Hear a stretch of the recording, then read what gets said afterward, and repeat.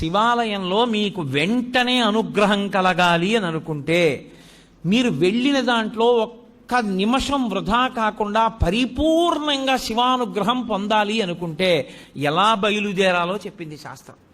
త్రిపుండ్రములను ధరించి బొట్టు పెట్టుకుని పంచ కట్టుకుని ఉత్తరీయాన్ని తీసి నడుముకి బిగించుకుని మీద ఉత్తరీయం వేసుకోకుండా శివాలయం బయటే చెప్పులు విడిచిపెట్టి కాళ్ళు కడుక్కుని కుడికాలు ముందు పెట్టి లోపలికి వెళ్ళి మొట్టమొదట రాజగోపురాన్ని చూసి తర్వాత శివాలయ గోపురాన్ని చూసి అప్పుడు మీరు శివాలయం దగ్గరికి వెళ్ళి నంది దగ్గర మాత్రమే మీరు ప్రదక్షిణాన్ని ప్రారంభం చేయవలసి ఉంటుంది. కాబట్టి నందీశ్వరుడి దగ్గర ప్రదక్షిణాన్ని ప్రారంభం చేసి వెళ్ళేటప్పుడు దేవాలయంలో మహామంటపము, అర్ధమంటపము, ముఖమంటపము అని 3 మంటపాలు ఉంటాయి.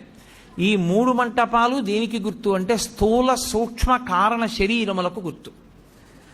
ఈ 3 శరీరములను నేను అధిగమించేటటువంటి అదృష్టం నాకు కలగాలని కోరుకోవడం ముఖమంటపాన్ని మహామంటపాన్ని, అర్ధమంటపాన్ని, ముఖమంటపాన్ని దాటాలి. దాటేటప్పుడు శివాలయానికి ప్రదక్షిణం చేస్తే ఒక్క మారు చేస్తే చాలు, 3 మార్లు చేస్తే విశేషం. Download ShareChat.